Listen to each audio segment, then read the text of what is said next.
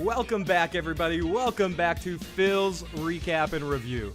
The Sopranos, Season 4, Episode 2, the live commentary track. And if you haven't joined us for one of these things, basically what we're going to do is we're going to watch the episode live here tonight and talk all about it live, give our thoughts on the second episode of the fourth season. We're finally back. It's been a few months, but we're finally into the second episode of Season 4. And I'm not alone, of course. With me, as always, I have my co-host on this Soprano adventure, now going into year 7, I believe.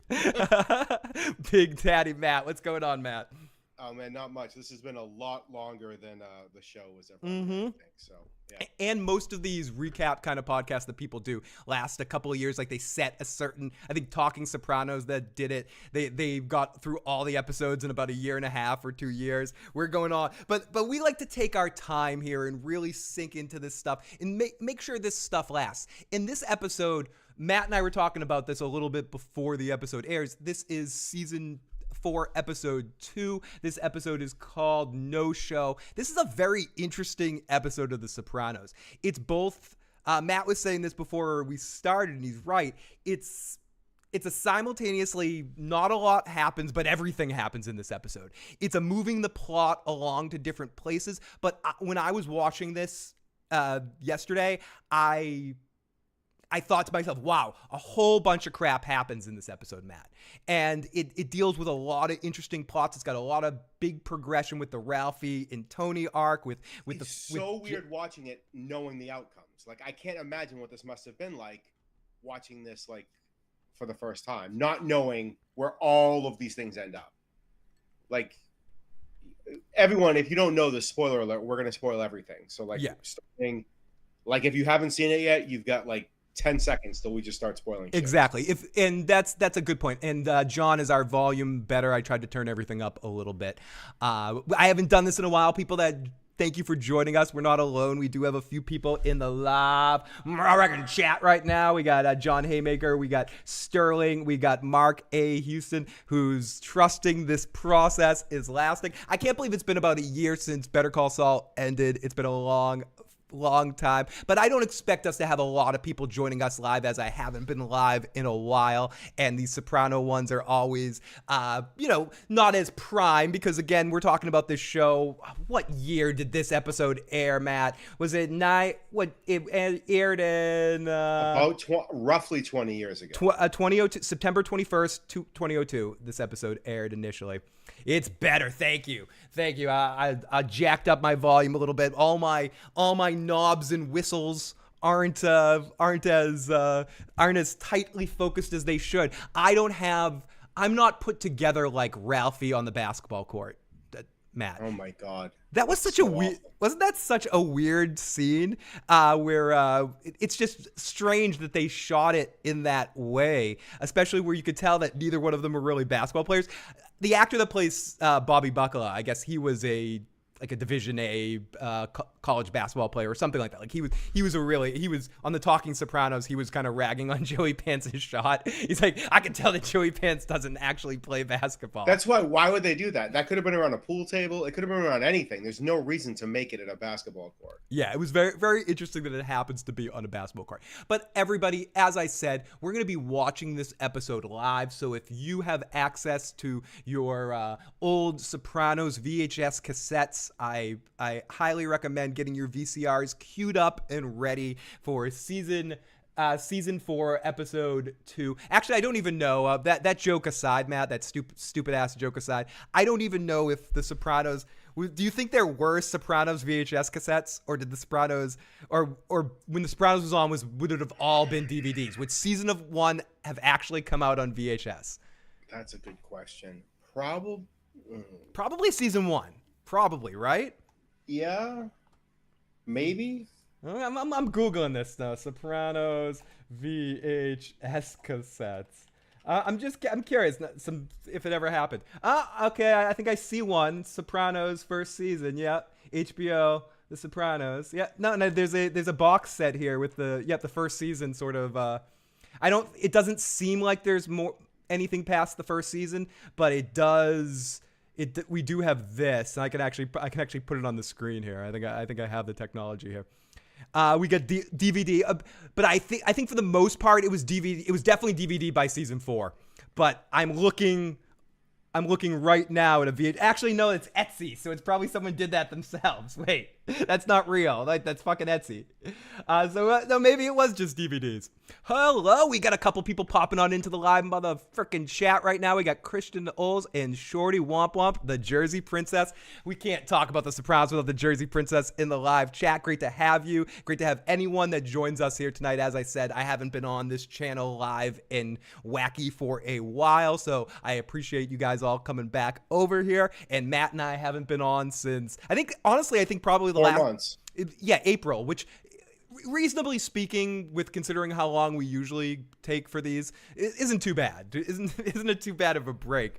It's not, except that we swore up and down that we were doing a whole season this year. Oh, we are. Is the year over, Matt? The year is not over. The year is not over, Matt.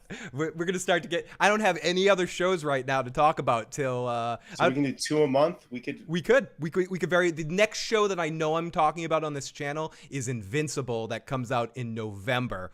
So other than that, which is a weekly show, and there's a couple of other shows I want to talk about, but more on a weekly basis. Hello, we got the Shorty Womp Up, who is welcome to the Potty Pal. I don't know. I'm so why I turned into Bruce Willis and Die Hard there was like, welcome to the Potty Pal, but no, welcome. Getting in a die, and I stopped myself. This is where I'm out of rhythm. I stopped myself from going down that road.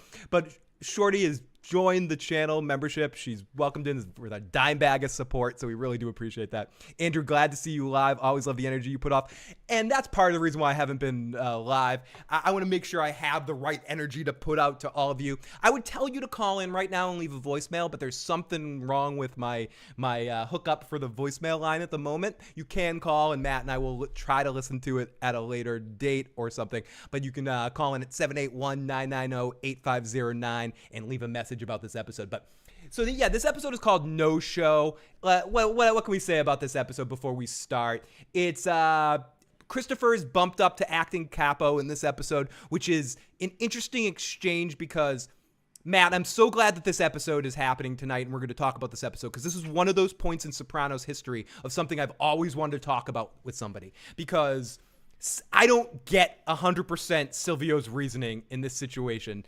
And I mean, I get what he was thinking, but did he want to be named Capo, or did he pick Patsy? No.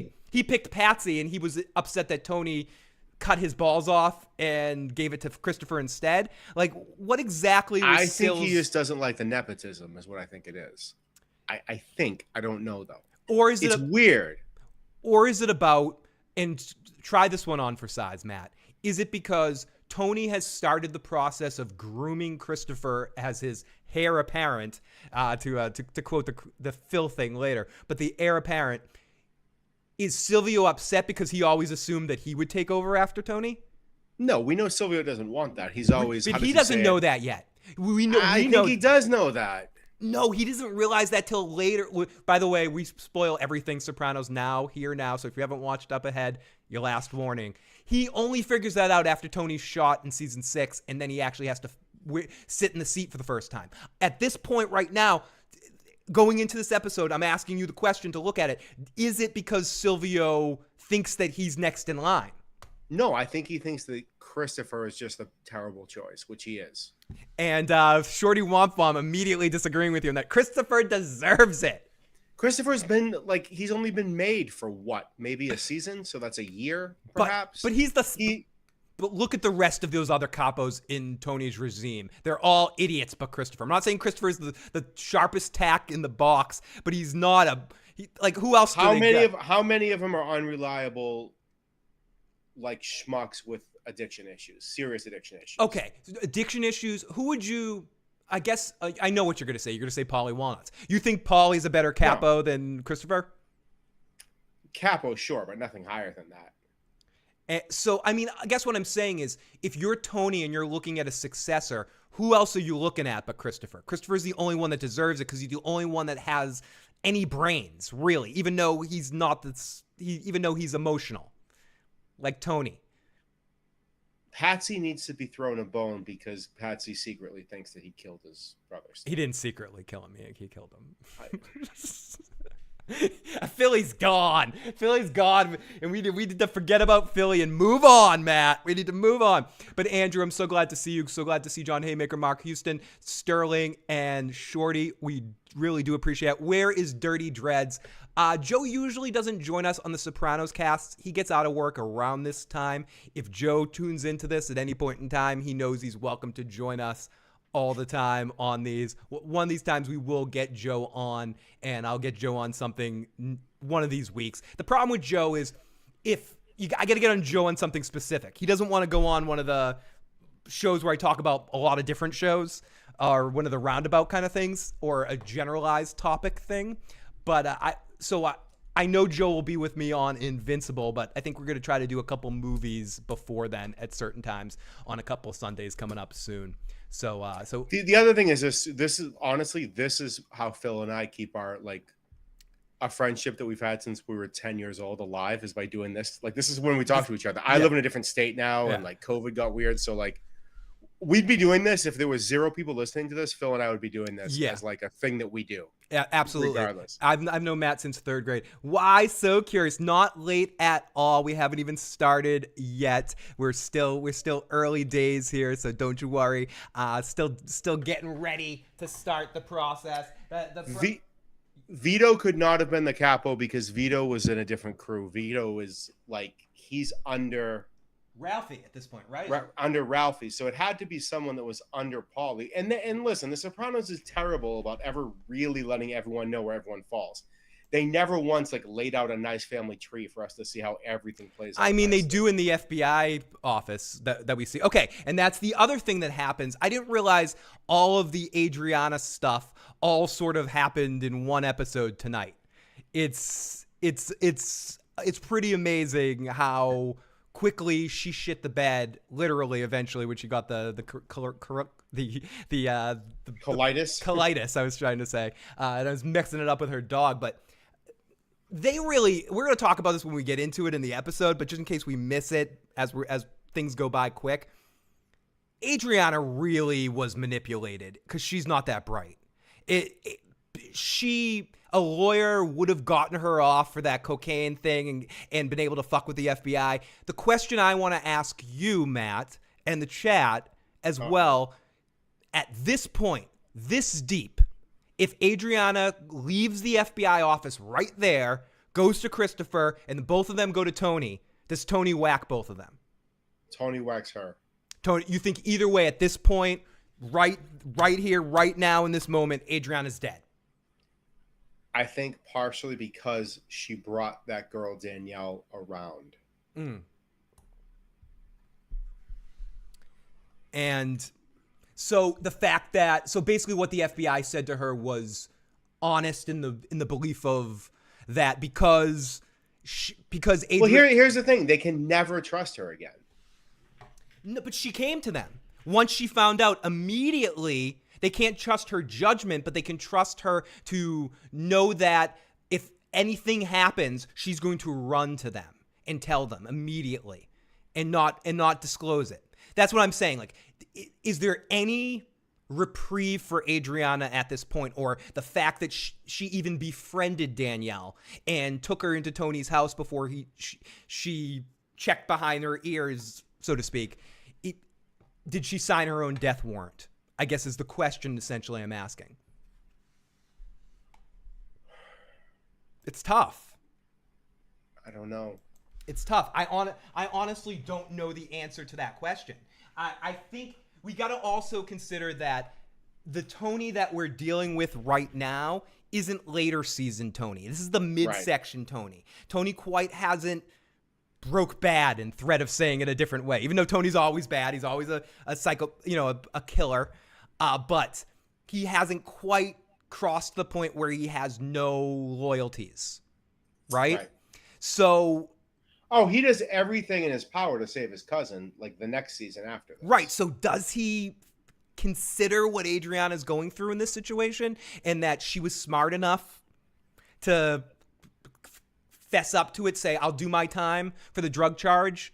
And like Christopher says later on, way later on, when he's like, she just took the time for the drug charge and said fuck you to the FBI And once she found out Danielle, did she have a chance? John Haymaker says Aid would be whacked. Why So Curious says if she went straight, capital letters, straight there, she probably had a chance. But after bringing that girl in the house, hell no. We got Nicole W. Hey guys, my first time live. I came from the From in Game of Thrones. Thank you so much, Nicole, for following me over here for my partner in crime, my podcasting brother, Tony Teflon. Make sure if anyone hasn't already, you subscribe to Teflon TV. That's my other home. Make sure you go over there, and I'll be over there for some more From stuff, maybe even tomorrow night. I don't know if I'm going to pop over with Tony and LMR, but thank you so much, Nicole, for popping on in here to join us for this live Sopranos watch. She has no information. They wouldn't kill her, Shorty says. And what do you think about that, Matt? Is she ignorant enough to the knowledge of what's going on? So just the fact that she's giving them the information and saying that the FBI is trying to turn me, is it an immediate death sentence? As Sil says later is it a hanging offense, Matt? I don't know. I'm trying to think, because the problem is he's just, if Big Pussy never happened, maybe not. Oh yeah, I forgot about the pussy thing has happened already. You're right about pussy. This is post pussy, so there's a chance Tony. I know you love saying pussy, so I just wanted to give you the opportunity. Thank you, Matt. This is one of the reasons why we've been friends for so long. And I figured out what's wrong with the other thing, and I can't fix it right now. But Curious says she was too carefree for that life. She is. Someone said it earlier in the chat that she's the most tragic figure on The Sopranos, and I think, I don't think there's Rosalie Aprio maybe, but even Rosie has more agency in being in that world. I'm just thinking of everyone that she's lost, having lost like her husband and then her son because he's the smartest guy in the Sopranos universe. But I can't think of anyone else that could possibly, that you could think is maybe that the real estate developer that Christopher was involved with and Tony was involved with, that got back into heroin because she basically had a relationship with Christopher and Tony. She was sort of a tragic figure. You could say Gloria was a tragic figure on the show as well. But the girl that Ralphie killed. Oh, yeah, Tracy. Tracy was. But she's not a real character. She's not a real character, but she's a one episode character. Big Pussy, someone said, but Big Pussy was another tragic figure you could look at. I don't think he's tragic. Yeah, you think. I think his acting was tragic. Oh man, I know you too well. His acting, along with what was the guy's name? What was the agent? Skip. Skip, yeah, him and Skip, their acting. Skip Lipari, your two least favorite actors in Sopranos history.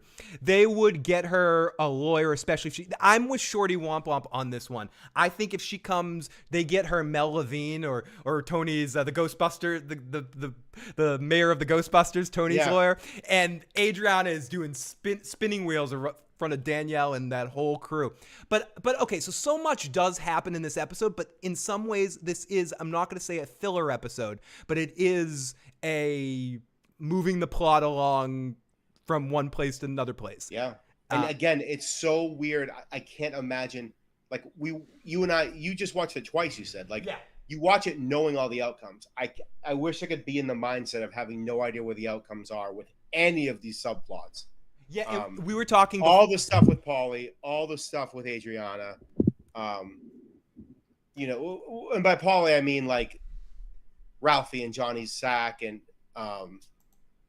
absolutely. And Matt, I'm gonna say this because I'm fairly certain Paulie wasn't in season 4, episode 1. But he might have been, but in my memory he wasn't. And I think I do have the phone lines fixed if anyone does want to call in, 781-990-8509.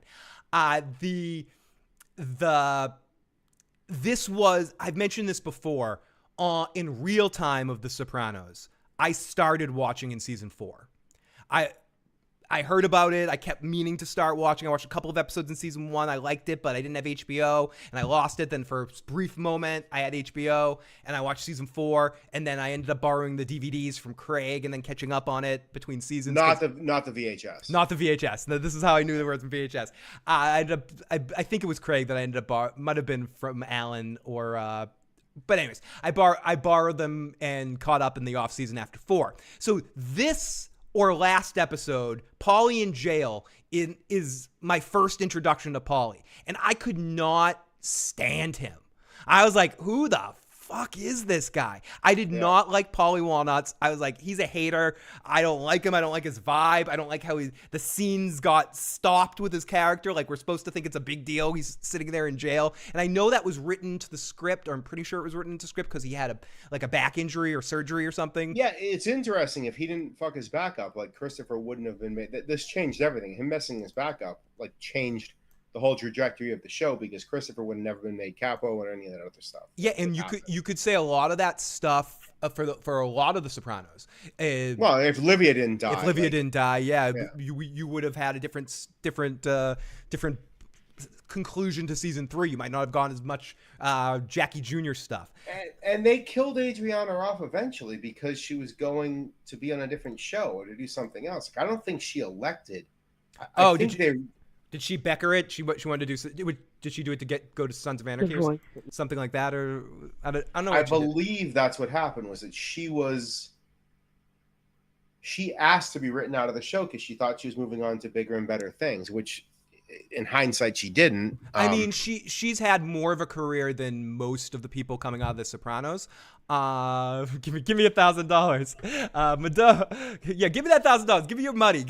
But that's a joke. And then Paulie, I didn't even know he was a hypocrite about the Jeannie Sack joke, but I'm pretty sure I've heard, and I was listening to Talking Sopranos, like Michael Imperioli listed off 3 or 4 Jeannie Sack jokes that Paulie told in seasons 1 and 2. So come on, he's such a hypocrite. I mean, Paulie Walnuts is, but he's amazing. He hates Ralphie. He's looking for any excuse to Yeah, and he also probably hates what's going on with Christopher to a certain extent. Yep. And I thought. And no one visited him in his jail. No one visited his mother. Yeah, and that's the thing. Not going into the episode. And that's kind of my point. Going into it, not knowing anything else, and just kind of following along as things were going on. I didn't give a shit about him. Watching back now, those scenes are awesome. Knowing everything you know about Paulie and how important of a character he is and how that plays up, to your point, things that happen later on, things that, it's all this stuff that's sort of allowing him to be, which is a really interesting thing if you think about it, that the actor said that he never wanted to be a rat, but he kind of was a rat. He was a rat for Johnny Sack. And maybe he wasn't a rat to the feds, but this kind of starts that whole dynamic of Paulie being a rat. But he thought he was getting... He just felt disrespected by Tony, which is fair. All right, are we going to start this episode? We're going to start this episode. Shorty says, I watched Sopranos every day since James Gandolfini died. I used to watch it beforehand. Not every day, though. I almost watch it, or I read about The Sopranos, or I'll be on the Soprano Reddit group, or some sort of... Or I follow a couple different Soprano Facebook pages where people post memes daily. Yeah. So I may not watch an episode every day of it, but I am sort of involved with the Sopranos pretty much. Absorbing references and memes. And I would say the only thing that's close to me in that is Star Trek.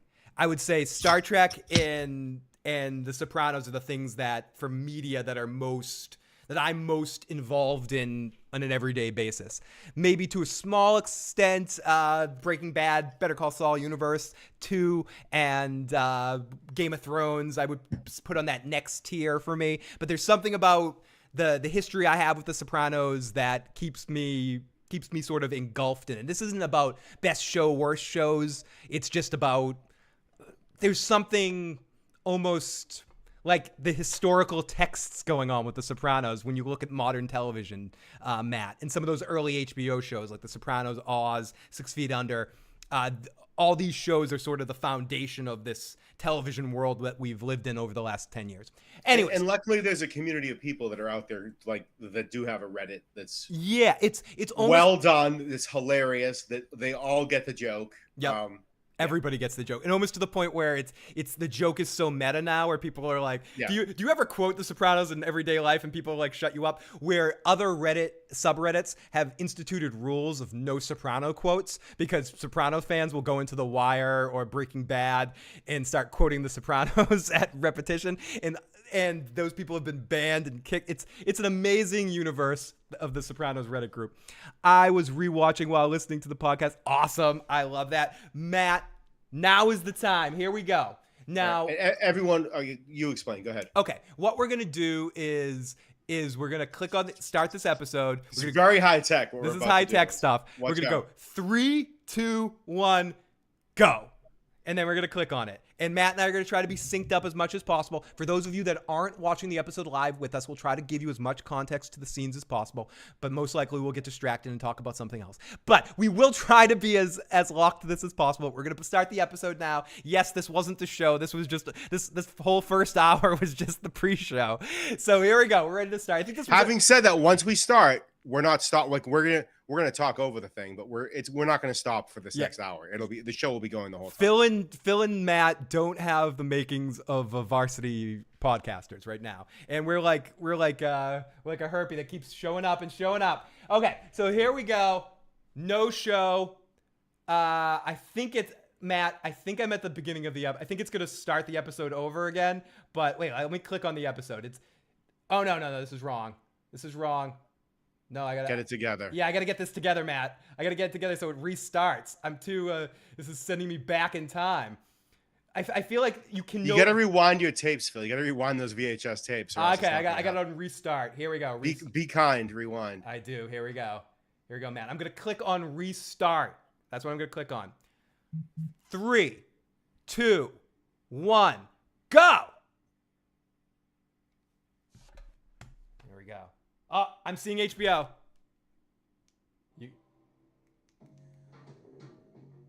Are we close? I mean, yeah.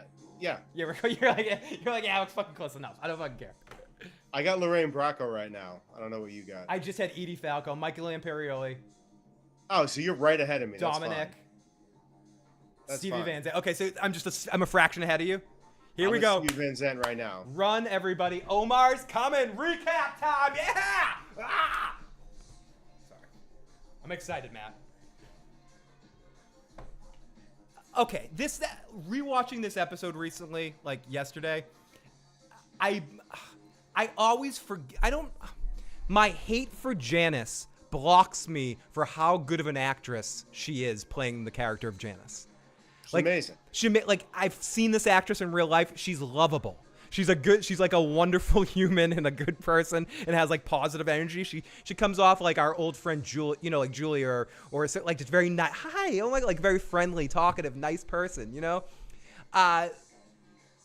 Janice is a manipulative Machiavellian.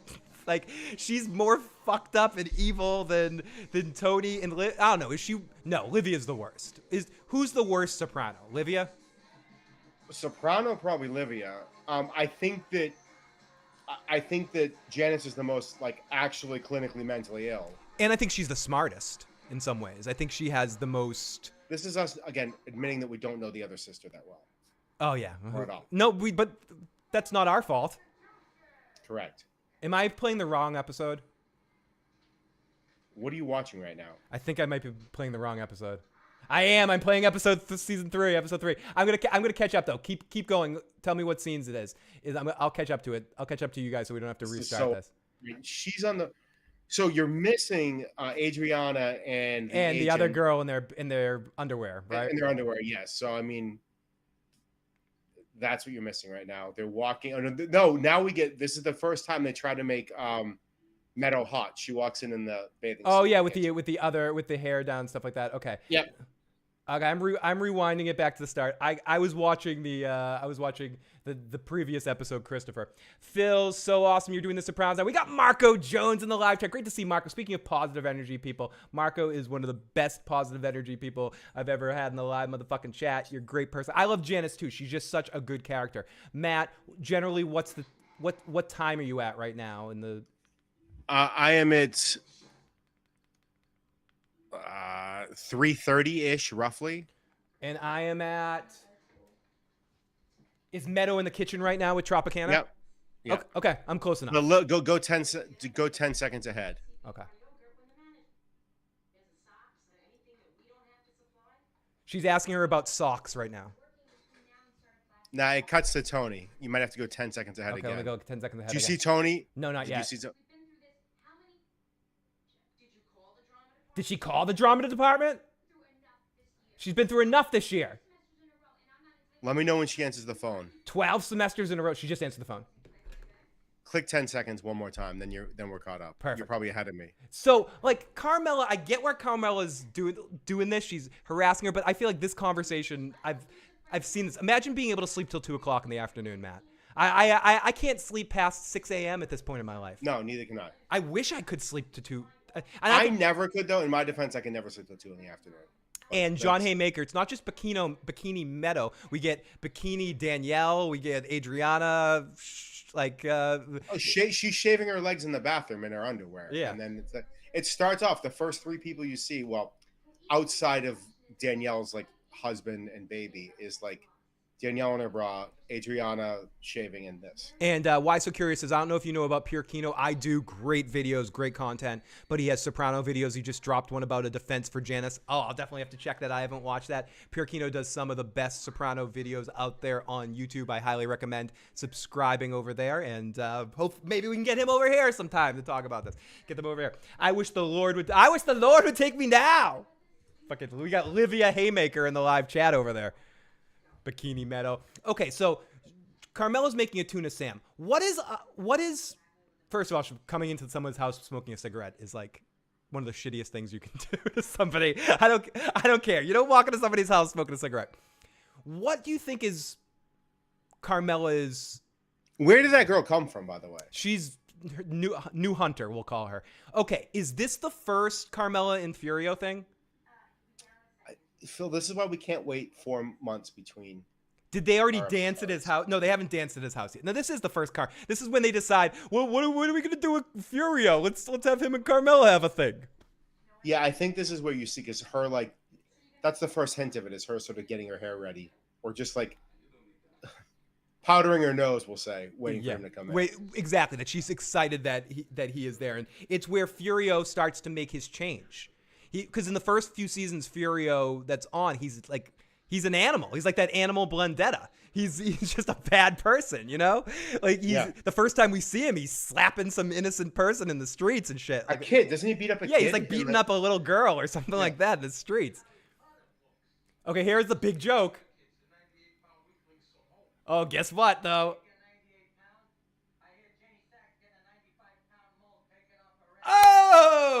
Oh, yeah, we're very close right now. Okay, so this is one of the biggest fuck up hypocrisy moments. Like, I know Ralph's an asshole, but even a broken clock is right twice a day, as Tony would say at different times. And Ralphie's just doing what everybody does. Everyone makes Jenny Sack jokes. Like, nobody doesn't. We've heard almost every main character on this show make a joke, and that's almost an innocuous one compared to usual Jenny Sack jokes. I think the difference here is that, like, it's usually I guess it doesn't make sense. I was gonna say it's usually in the confines of, like, being in Satriali's or the Bing, but no, like, these are all friends of theirs. You're right. This is the crew. The same guys. It's the guys that would be there. So, okay, Ralphie is I love Silvio in this episode. This is a very good Stevie Van Zandt Silvio episode. When he turns to Ralphie here in this scene is basically like, what's the real number, Ralph? Come on. You're so full of shit, Ralph. I love how on him he is. And Ralphie is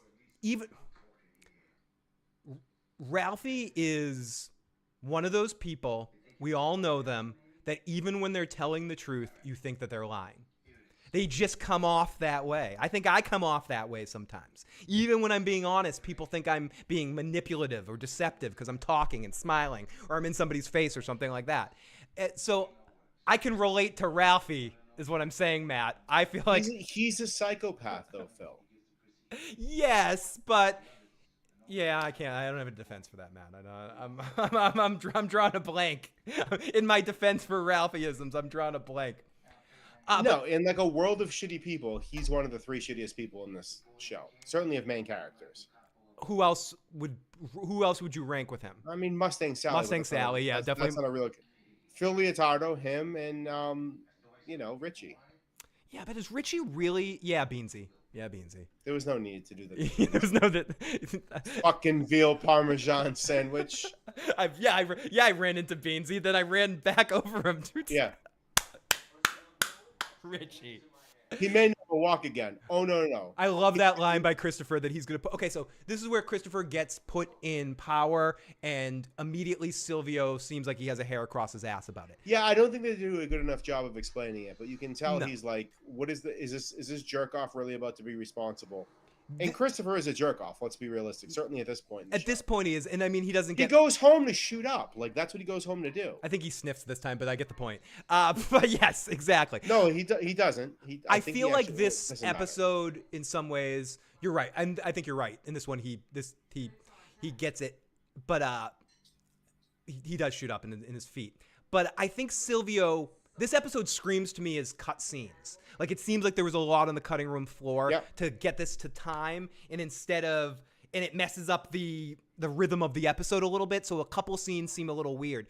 The later scene with Meadow arguing and Tony comes in and being like, "I think you should go," and then her later being like, "You think I should go?" It seemed like there was a missing scene where Tony came to her and was like, again, said to her more calmly, "I think you should probably go."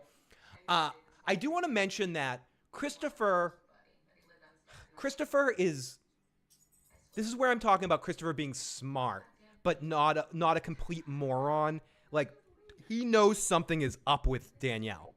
He's just simplifying it because of his dick, as the FBI agent says later. Part of the problem is Moltisanti wanted to fuck her, but part of the problem was Christopher sort of connected the dots in his own mind because he watches too much porn, and he was like, "Oh yeah, I can have a threesome with them," and he's trying to rationalize it, but he knew right away.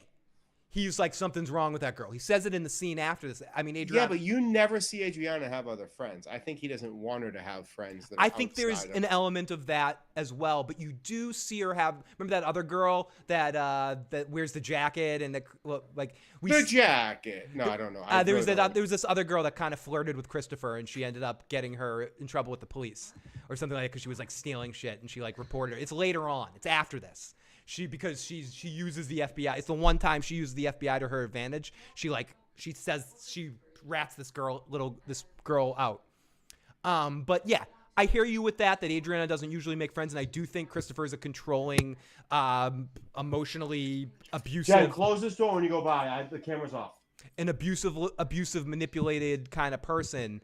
But I do think there's an element as well where his mafia spider sense went off on Danielle. And I just don't think he knew how to process it. In the same thing that made Tony sort of click in with Pussy, Christopher had something go on here with Danielle that he sort of didn't quite trust this situation and how she was coming at the friendship. Yeah, why is she coming in? Why is she getting close all of a sudden? Yeah. And John Haymaker makes a great point.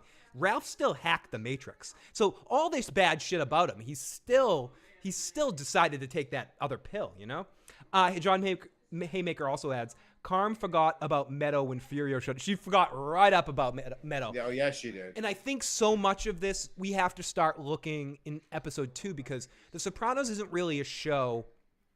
And some could argue about this, but I'm going to argue that in this point right now, because this is the point I want to make, Matt, that The Sopranos doesn't have a series arc. It has season arcs. And this season arc is about Tony and Carmela splitting. It's all about the steps leading to their divorce or their separation and a broken relationship, all leading up to this episode, White Caps, that we're going to get to eventually, that it's all this big lead up. And great piece of jewelry here that Tony, and this is where Christopher, is this when Christopher starts? Is she a good actress in other shows? I've never seen her in anything else. She's good because she's nothing like Adriana. Okay. She isn't? I honestly don't know. No, Wendy on Sons of Anarchy and that's a show on most. She plays a total junkie, like a hot mess, confident in some ways, but like a hot mess. So yeah, I think Drea is a definite good actress. Do you know what they're watching here? Yeah, well, they say afterwards. Oh, they do? Do they say the Faces of Death videos? I used to watch these videos with Evan Rosenfield. For any of you people who don't know what the Faces of Death are, Google it. When Phil and I were kids, like this is probably in the 80s, early 90s, there were these videos that you'd have to know someone to know someone to know someone to know someone to know someone who would mail order them, and it's like they were 80s 90s equivalent of like snuff films, and they were basically all these videos that showed these real life, and some were staged, but these real life deaths. Like if someone fell out of a hot air balloon, they'd like show the video of it. They were fucking horrible. Pre-smartphone, so someone had to have been videotaping for a reason. She's still hot. Diamonds. Oh, we got Sam. Sam, welcome. This is every fucking scene from beginning to end of The Sopranos, Matt, that have Tony and Janice in it. You love them so much. I love these scenes. And you would think that when I'm getting blurry. When The Sopranos lost Livia, they lost a big, I gotta get the focus under control here. They lost a big part of this is so good with the shoes. Oh, the way Ralph's Separato. The pinky up, Matt. The pinky up is the best. He just because it just like him holding it that way shows his disgust. Yep, and Ralphie listening to this on the this is just.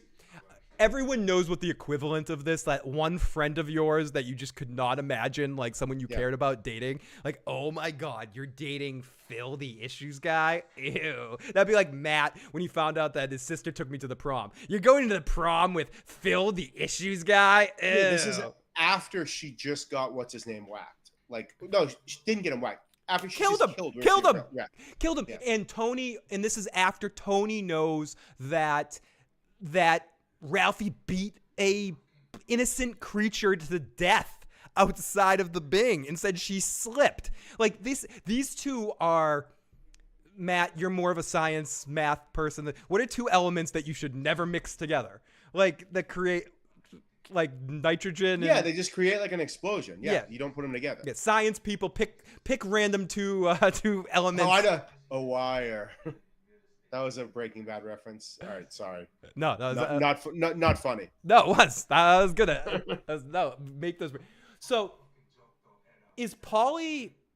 So Paulie, little Paulie, the dumbass here. He's not a made man, right? He's just sort of an associate.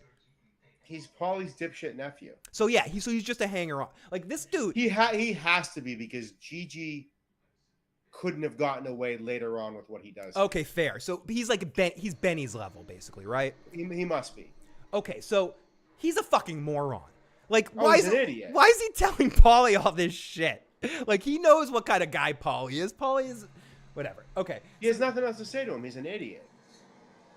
And yes, John Haymaker, why does Janice always date Tony's friends? Because they're the easiest. Let's be real. None of the three people that she dates are actually Tony's friends. Bobby almost is. No. He hates Bobby early on. He only gets close with Bobby because of Janice. You're right, Matt. Think of early on when he's just like talking shit to Bobby. Shove your quotations book up your ass. I don't know why, but this is one of my favorite moments in all of The Sopranos. When I was a doctor and you were a douchebag, whatever he's singing. If I were a carpenter and you were a douchebag. And he sings it. He does this in this like sing song. Yeah. This is why Michael Imperioli is a national treasure, because of little things like that. And I know people that saw him in more recent things. He's in a comedy on Hulu and the White Lotus season 2. He was all over. I didn't watch that yet, but he always brings these little things to the character, these little aspects of Christopher right here. Like his whole attitude, if I was a carpenter and you were a douchebag, like his vibe, the way he's talking about that, this whole thing with the fiber optics and the look that he gives. Oh yeah? Yeah. The eyebrow, the look. He did in Threat for Later, Matt, he totally gave him a look. That was the look. But why does Janice always date Tony's friends? Do you think there's any part of that, or Tony's associates? Is there any part of that? Because I think it's about, we see it the most with Richie, and they sort of... Well, hold on, her and Richie used to bang when they were kids. But we see also that, I think, and Matt, you're right, they definitely had a relationship when they were younger, but Richie was probably already connected. So I think it's all about her getting power. It's about her being, she's not that different than Johnny and Tony. And Junior, she craves power, and she wants... And Livia. And Livia as well. That's where Livia got her way up there. Yep, and probably Barbara at the office at the office Christmas party too when they're playing Secret Santa. She's probably a Dude, Barbara is a saint. You leave her out of this. She's a beast. Barbara's awful. No. This is a great scene with Tony with this situation, but I do think Janice wants to. She does it as a way, at least with Richie after the fact, and the way she's sort of upping herself in Tony's position is she wants Richie to become boss and sort of be the top soprano over Tony. You see that a lot in season 3. This season with Richie, with Ralphie, I don't think it's about taking power. I think it's about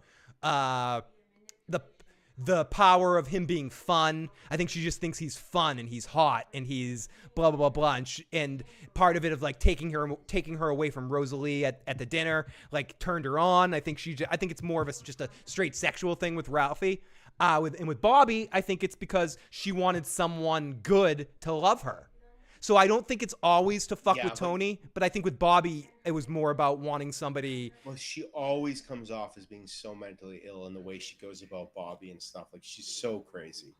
Like, in a way, why is it curious that she's female Tony? She is. Tony actually, no, because Tony wants to actually be a good father. He can't be, it's not in his I think Janice eventually gets there. After the anger management, I think the last times we see Janice, we see a Janice that's a little bit more well-adjusted. After Bobby dies, she does do a couple of controlling things. I don't think she's going to be Livia as a mother. With her daughter. As a mother, probably no.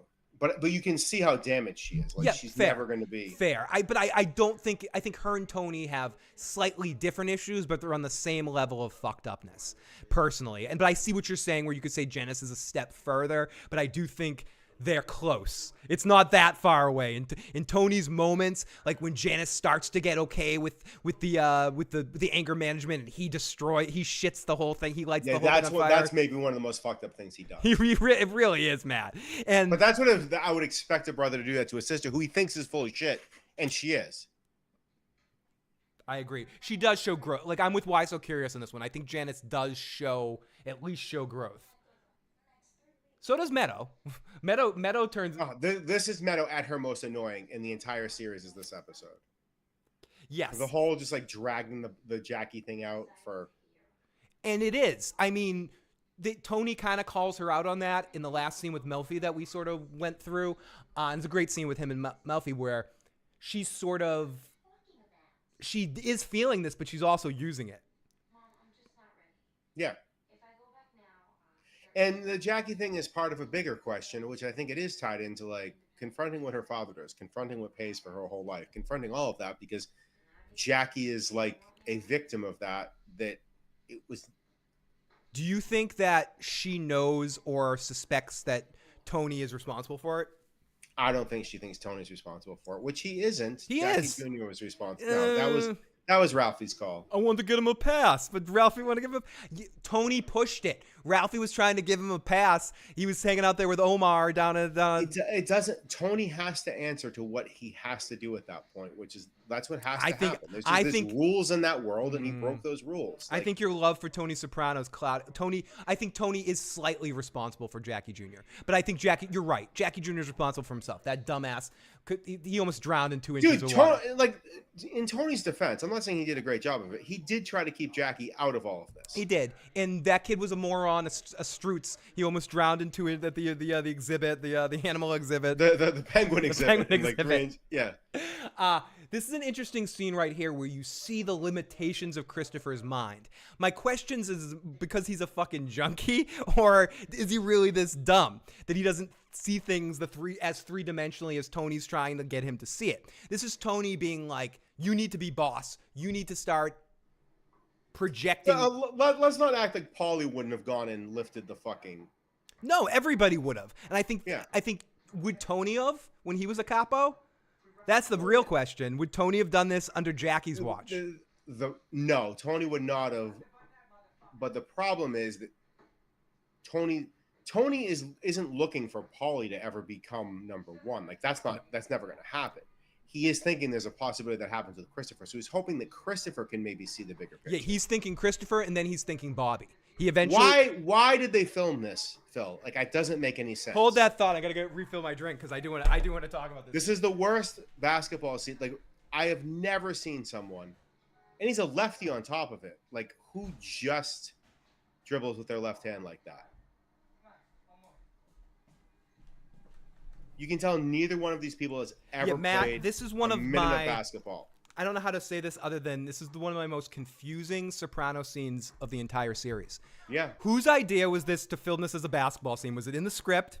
Was it the two actors that wanted to do business and they were like, yeah, we can't just have this conversation standing outside of Satriali's or out back. We need to do something. Let's play some basketball. Was it the director that decided to add a basketball element to the scene? Like, what the fuck? It wasn't like they built a fucking set for it. They should have like seen Joey Pants dribble a ball twice and be like, yeah, no, we're not. No, we gotta rethink this scene. We go do anything besides this. Yeah, can they play Can they play catch? Can they like throw a baseball back and forth? That would be more believable. Of like they could be playing Connect Four, play Battleship. I don't do anything.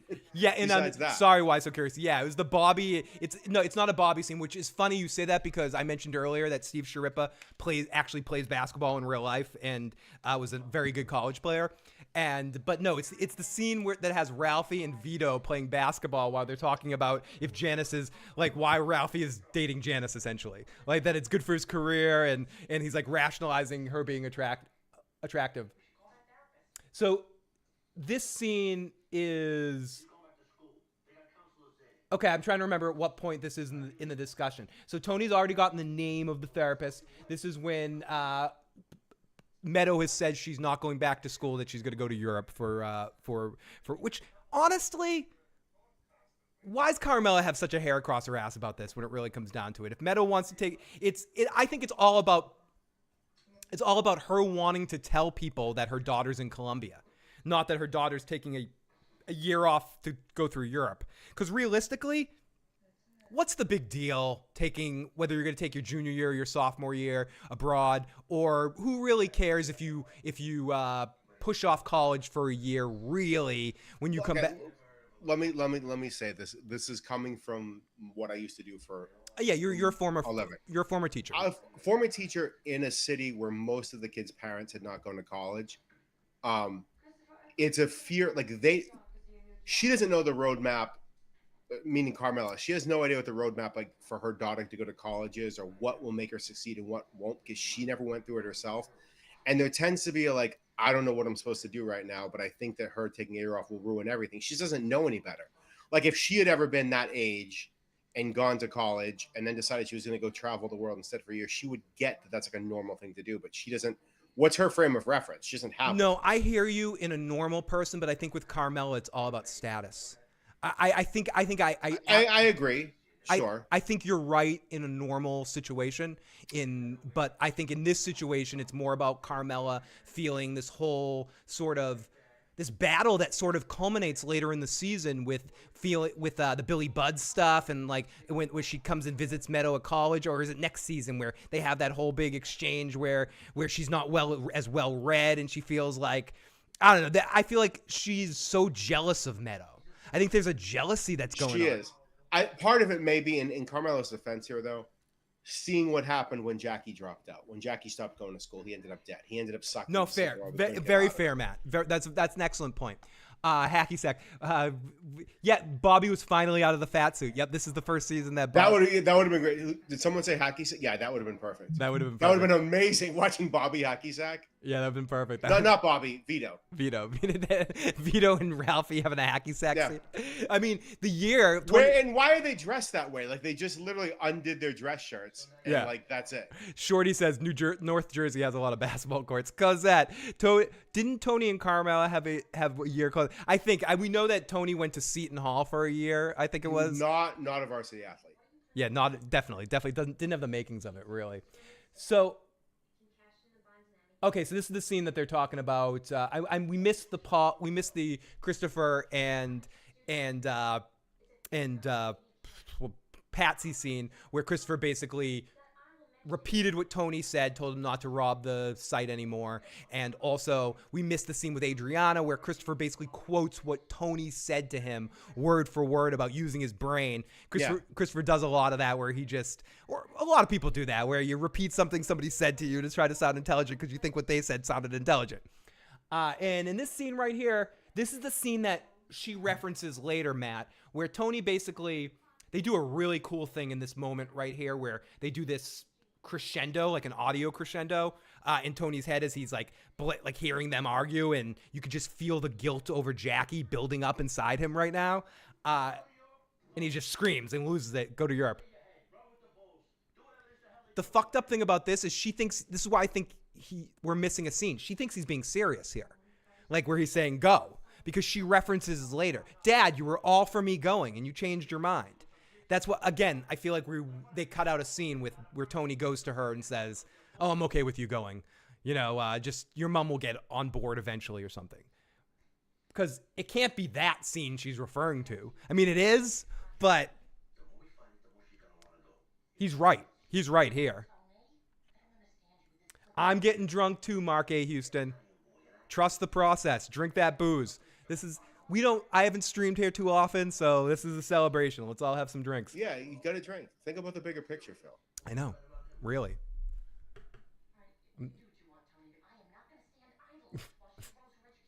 Think about Furio. It's so funny. Yeah, exactly. He's like, what about Furio? And then she just goes, yeah, you're kind of right.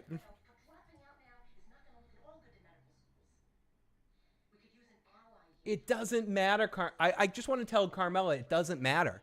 It's not going to matter. Like, medical schools aren't going to give a shit if she took a year off after her, was this before her sophomore year? Is that when it's supposed to be? Okay, so then we get into one of the worst television therapy sessions of all time. I'm not saying this woman's an awful therapist, but she's an awful therapist. She barely knows Meadow. She's telling her to take antidepressants before she really understands what she's like. Maybe you'll get on an antidepressant. You're not going to pay for it. Just go on it for a little while before she ever really talks to her about her problems. Then she shifts it as like, it's okay if you're smoking weed after, and again, it's okay to smoke weed, but after Meadow basically says she was purging, she says, oh, if you weren't purging, she just admitted to purging after the death. But okay, whatever. We move on from that. Then she acts like she wants Meadow to think she's like the coolest hippie in the world. She's like, oh, I can get you a special spot in the University of Barcelona. She does give her decent advice about the parents and about their need for college and all of that. But I think for the most part, this woman shows herself in this scene to be an awful television therapist. She's no Frasier or Niles Crane or even a Dr. Melfi. And she's going to tell people that she's like, yeah, she's helping out the daughter of Tony Soprano. Yeah, and the whole thing with the mafia. Meadow never. Yeah. I think it's interesting that Meadow has a chance to rat out the family, but elects to not do it. So through everything that happens, and we see this at the funeral, I believe, the week before with that cousin or whatever, where Jackie's, is it Jackie's sister or maybe it's his sister? It's Jackie's sister, yeah. Is just like talking in front of the cousin, and Meadow just shuts her up. Like Meadow maybe doesn't, agree with everything, but she does rationalize it in her own brain. And she genuinely does love her father. She does. And I think they said this on the Talking Sopranos, and I want to piggyback on this, Matt, because it's a good point. She almost accepts that Tony came from a family of this with the fathers and had to go through the generation and the families, and this comes from the old country, but she blames Carmella for choosing this life. And that's some of the attitude that she gives Carmella, because Carmella made a choice to join this life and benefits off it and rides the wave and moralizes it, but still spends the money. Like she sees the hypocrite that is Carmella in all of this. Yeah, and sees the devout Catholic or attempts at devout Catholicism while doing this, and Right. Yeah. Exactly. So let's get in the live chat. It's we got Sonic, your boy, saying Uncle Phil, Uncle Matt, great to see you. We're the ones that you're gonna go to hell for, Sonic, your boy. Great to see you. Like she was trying. Yeah, exactly. Why I'm so curious. Like she's trying to make friends here with Meadow at the end. This isn't a therapeutic situation. This is I'm cool. I want all the young kids to think I'm cool. I don't like this therapist one iota. Meadow changed and assimilated into the mob, especially by the end, Shorty, with dating Patsy's kid.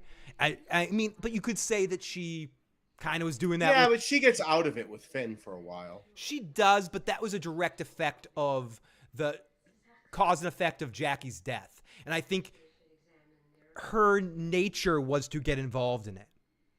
Like her core nature was to get involved with Jackie, knowing that he was connected. No, like her instinct, I think, is to keep things close to the family.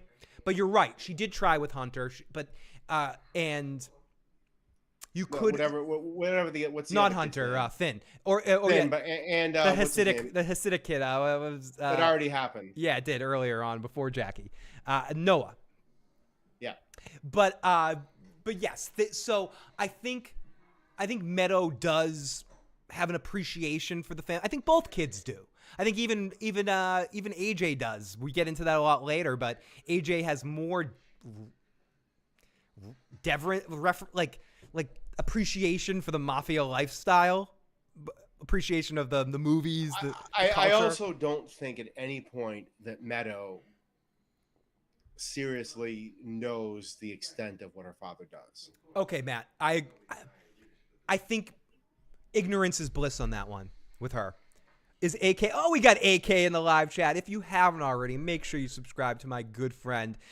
Fed me when I was hungry. Made me feel good when I was sad. The wonderful, the amazing AK Watch. Make sure you check out her and all of her friends and all of her amazing streams. If you haven't subscribed, subscribe to AK. Check it out. We got Jake Cruz in the live chat. Thank you for everyone popping in tonight. I know it's been a while since I've streamed over here on this channel. It's good to be back. But in the end, she assimilated and made excuses for the mob, even with Finn. As usual, Shorty and I are one-on-one with this one. I'm with her on this one. She did. And before we pass on, I want to go to the point of, we just passed the scene where Syl makes a very deliberate choice to say fuck you to Tony, knowing that he can talk his way out of it. Knowing that he can, that Tony is just going to settle for money and he wants to make a point. And I also want to point out, it's a fucked up point. It's a stupid point. It's a risky point. To make a few $1,000s, like it's not worth a couple $1,000s. I think it's just a fuck you, Matt. It's like he wants Tony to know that he can fuck him if he wants to, and he knows how to play Tony. I think there's an element of that in play as well. And I do want to point out that we get a quick flash of that shitty rock band that was playing the Crazy Horse.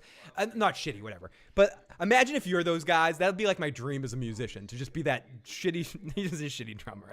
Anyone's going to call it. That awesome band.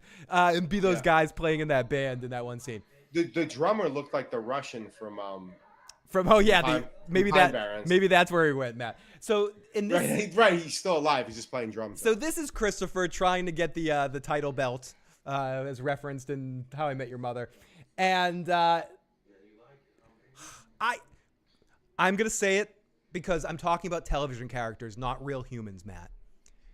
Because in real life, I would think this stuff was deplorable. And I just want to make that point. Clearly, we're talking about fantasy lands. We're talking about, I don't look at television as moralistic representations of real life necessarily all the time. So what I'm about to say here is, you almost have to respect Christopher for how much he fucking gaslights Adriana into basically apologizing to him for being a complete dickbag in this scene. He's a complete dickbag that tries to set up the fucking threesome situation, tries to basically sexually harass him. And in this argument yelling, he manipulates and fucking gaslights Adriana. And I don't think this is good. Again, in real life, I would think this is deplorable behavior. But this is a television show that we're talking about two characters. And Christopher Moltisanti is a horrible criminal character that I'm appreciating his criminal manipulation abilities.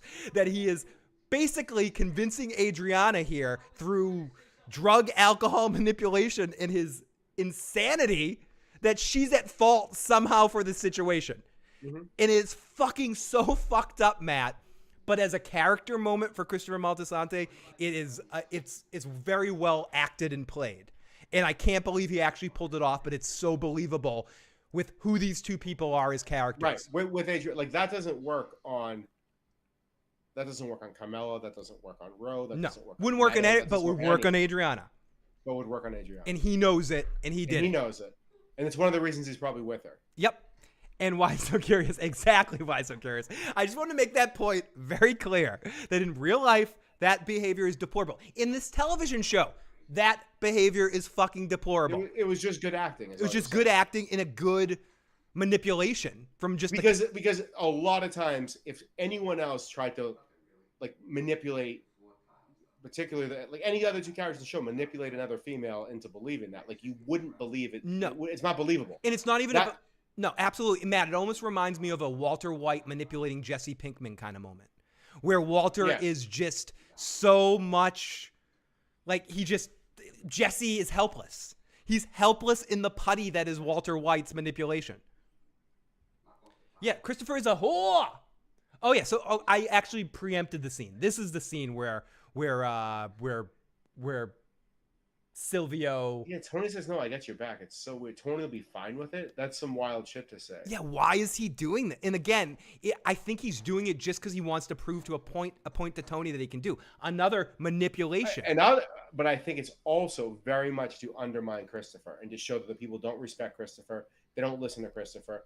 For Patsy to do this means he doesn't respect Christopher, and that Christopher has no control over his men, and that Christopher can't follow out orders that Tony gives him. That's a good point. That basically he did it to devalue Christopher partially. I forgot about this scene, and this is a great fucking scene between the two of them too. This is where Tony basically spells out what his problem. He's like the problem is I fucking cleaned up a dead body out of your house the last time you had a boyfriend with someone that knew me, and I love how real Tony is with her, because I feel like Tony is always putting on a face, even in his therapy, even with Carmela, even with the boys. The person he's the most real, like without trying to be anything and just being the piece of shit that he really is with Janice. Like him and Janice, when they're just having their moments of, they're not putting on the facades to try to get along with people in life. It's like when you and I are talking off air, Matt. We're just all facades off. We're just our asshole selves and just going. And that's how these two are. And she may try to put on her act about like how she's better than other people, but that's who Janice is. Like that's who she is, where she's like, no, Tony, I would never do that. When she would completely do that. No, like, and there's moments when they're talking where Tony reaches his limit with connecting with her, and he's like, oh yeah, this is as far as Janice can go. And she goes that way with Tony. This is as far as Tony can go. We didn't mention this earlier, but I do want to point this out, that the husband in this scene, for Arrested Development fans or BoJack Horseman fans, is in fact comedian Will Arnett. He plays Danielle's husband in these scenes in the back in a very early role for Will Arnett. If you haven't noticed it's him, it is in fact Job BoJack Horseman. And this whole thing too, again, Christopher convinced Adriana to break up the friendship, that this was somehow Danielle's fault. And yes, that is Job Bluth sitting there in the background wearing the jacket. Well, she's a dyke. That's what he gets her to. Yeah, exactly. That's all he cares about. So this is the scene. This is, again, their FBI agents. What do you think of all the FBI agents, Matt? I mean, it is one of the weirdest parts of the show that him and Agent Harris ever have the relationship they do. It was like unnecessary. It's one of those things that never really makes sense towards the end of the show. Yeah. And that the way that he ultimately beats Phil at the end is because of his relationship with the Agent Harris. Yeah, I mean, that's not realistic at all. Because someone who I think is more realistic, closer to that, is actually Asac Schrader, if you want to get into it, who would never have played ball like...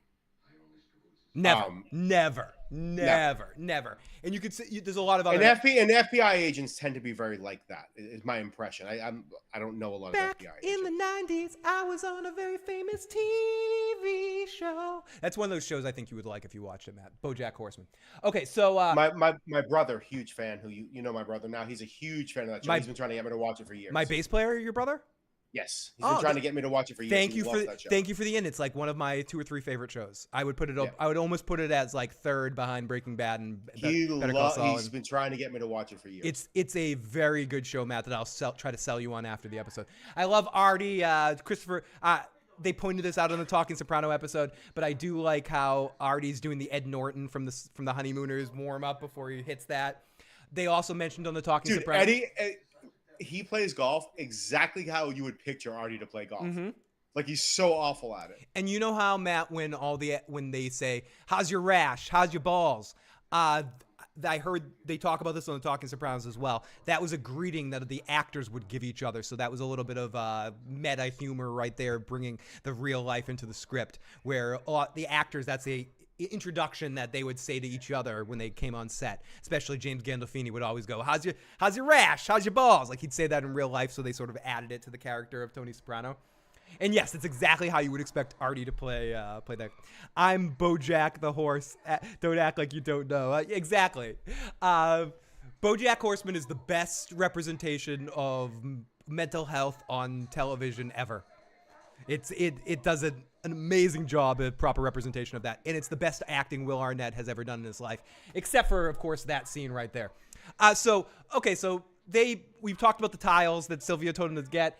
This is a scene where Christopher and Patsy are peacocks. Silvio knows he's going to go down there and do that. He knows it, but scene and look out of control and look crazy. But he doesn't necessarily seem crazy. I think that's an interesting take on this scene, Matt, and I'll take it and I'll just explain to you what my take on the scene was, because I think you might be right. My take more coming out of this is both Patsy and Christopher peacock. They know they have to both show power, but neither one of them's actually going to go through with hurting each other or doing anything. Yeah, but the fact that they took a gun out in front of all the guys working down there and stuff, like Tony has no use for that. He wants no, especially the money that they're making on this Esplanade.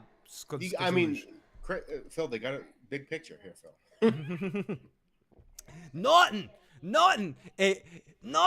aka that every time someone says that, I think I go delirious in my mind thought. You know what I'm saying? Celebrity bikini. I did a celebrity bikini video of the girls of The Sopranos. You could just show this episode celebrity bikini. It's This is the episode for it. Oh, is this when and we do have a phone call we'll listen to when the episode is over, area code 520. If anyone else wants to call on in, leave us a voicemail, 781-990-8509. Thank you to everyone that's joining us tonight for this live Sopranos live watch. I know it's a little redundant. I'm out of practice. But here we go. So this is I'm sorry. Edie Falco is one of my favorite people in the world, partially because of this line that she says right here when they're talking about the therapist. I feel battered. Her line read on this and the way she plays outrage is so no one can play, like, I don't even know what the word is, like waspy outrage like Edie Falco. She just plays it so goddamn well. And I love, again, Tony, this is with the food, just throwing it, it's tossing it over. And I could squeeze Melfi's head. I've loved this scene. And I think what's amazing about this scene is just in general in life, Matt, we've all been through situations where you're convinced by doing A, it's going to equal B. You know, you worked out the algebraic equation and you're convinced, but you somehow you didn't factor in that there's an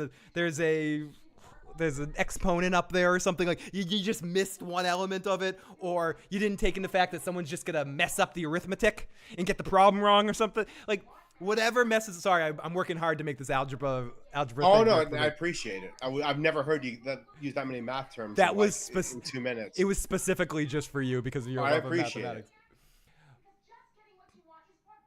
Great line right here, but this is just a very intense emotional scene between them two. And my favorite part of this whole scene is how once she starts going in a different direction, Tony just goes, shut up, and goes full mafia.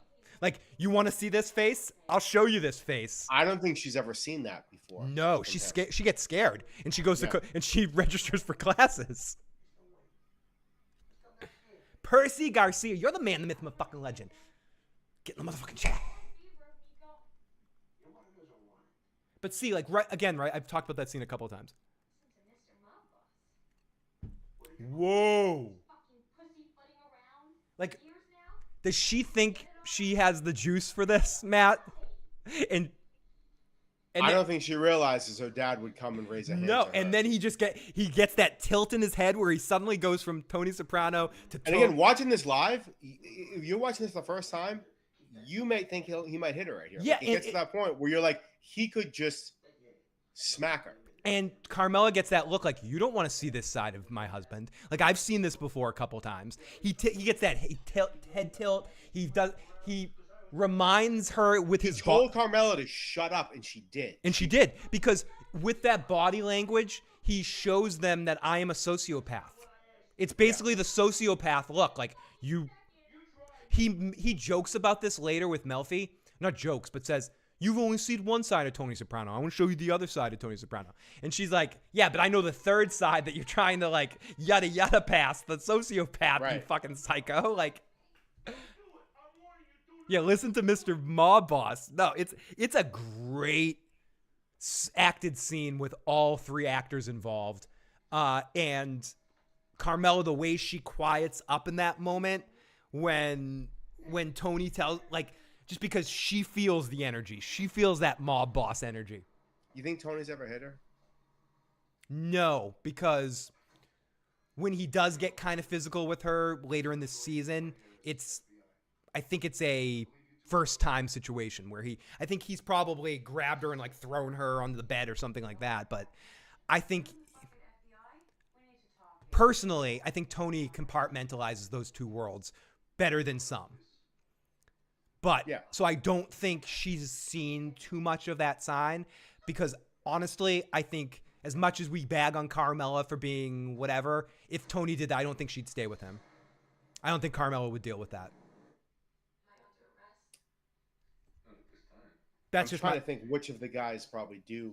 Well, Richie does, obviously, but we know where that got him. That got him, yeah. I think there is a sense of respect that these mafia guys show their mob wives, I think. Not with being faithful, but all I'm thinking about is Joe Pesci and like Goodfellas, and there's no like yeah, but he was a bad kid. Yeah. Well, Christopher's hit Adriana. He's a fucking psycho. He's a fucking drug addict that deserves to fucking... Again, I don't think... Again, they're all horrible people, so it wouldn't surprise me. They're not good people. I'm moralizing Tony Soprano because I like James Gandolfini. So realistically, would Tony Soprano do that? Yes. Listen, if Tony he's a fucking psychopath. If Tony was a psychopath like any of these other people were psychopaths, though, the show wouldn't have worked and it would have been interesting. Right. I think the fact that he has that shred of morality that like he can't. Whatever. I know I'm a total apologist. It's so. But that's the thing. Are we being? That's the question I'm trying to ask myself right here. Am I being a Tony Soprano apologist by saying, "No, he wouldn't hit Carmella"? Like Tony would never murder a 20. Tony would have never done that to Beansy. No. Tony would have never murdered a 20-year-old girl. Season 6 he would see his daughter. Season 6 Tony's different though. Maybe season 6 Tony would do something like that. I don't know. And not to like Beansy, but then like the fact that he almost killed. You're in the mafia, Christopher. Yeah, exactly. So we're yada yadaing over all this. Adriana basically gets ganked here by the FBI. We talked about this before the show started, but we're here now, Matt. We have to answer the question. If Adriana goes to Tony at this point, does she have a chance to survive, or is this her death sentence? Basically, is she facing her death sentence right here? I think at this point, she's kind of related to them somehow, isn't she? Yes, she's Richie's. Yes, she's related to the Aprio family. I don't think she's important enough right now to not kill off. Right. So it's not even worth it. So you think that Tony would kill her now? I think so. I don't know. But she hasn't told him anything. Let's start. Well, here. Let's change the question for a second. Ask me the question. Here we go. Would she be willing to do the time for the coke? And I think that really is what comes down. I think she's a coward for that. I mean, Christopher is right about that. She wouldn't do the time for him. I think if she was willing to do the time for the coke, that they would let her live and she'd be celebrated in some weird way. But I don't think she's willing to do that, and I think that's why she would get killed, because they know she's not willing to do the time for it. I asked the question. I'm going to ask the poll. Does Tony kill Aid if she comes to him now or goes to jail? Right then, at that moment, when she first gets found out, she walks out of the room. She goes, "I want a fucking lawyer." Doesn't puke on people, and Tony goes to Christopher and Tony. Luna says Tony puts his fist through walls. Not sure wise guys respect their wives. I don't think the wise guys respect anything even their general code in this Sopranos world, they don't necessarily respect compared to what real. So I think in a sense, Matt and I were both being Tony Soprano apologists. Before we lose this scene, I do want to talk, because we're going to talk more about the Adriana thing when we get the poll results. But this is some of the best acting Stevie Van Zandt does in the entire series. 100%. The whole thing, misunderstanding. Yeah, misunderstanding. And the way he plays it, so like he's telling Tony he's fucking with him.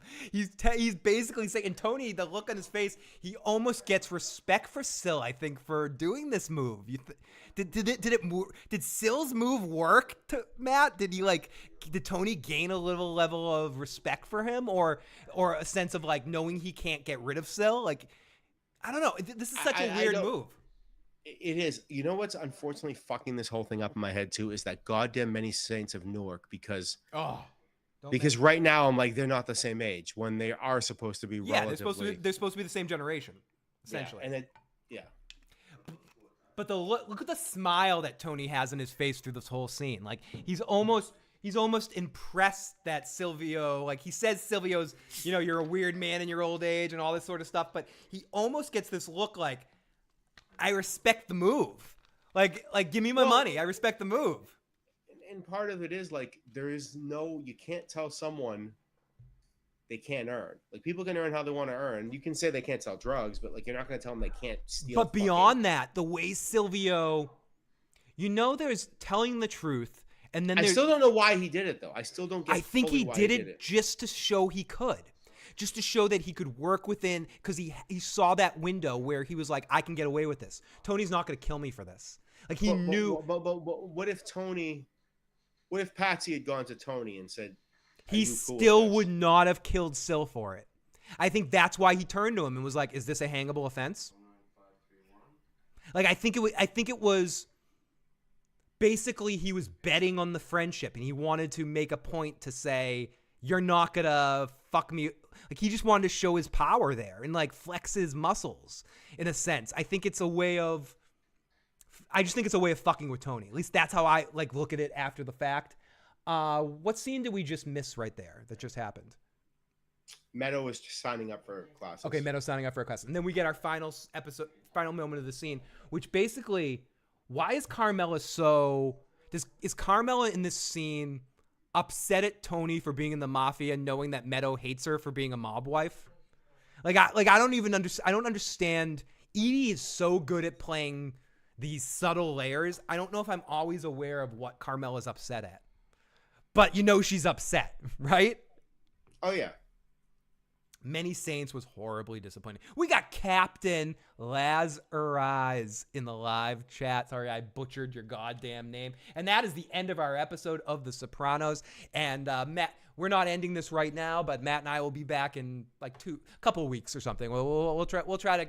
We are legitimately. I'm gonna keep Matt because I'm not doing any other shows, Matt. So this is back to that period of time when I first moved into that other apartment when I had nothing else going on, and basically the only show I have to do is this one. So I'm gonna keep harassing you, and we'll try to catch up a little bit with 4.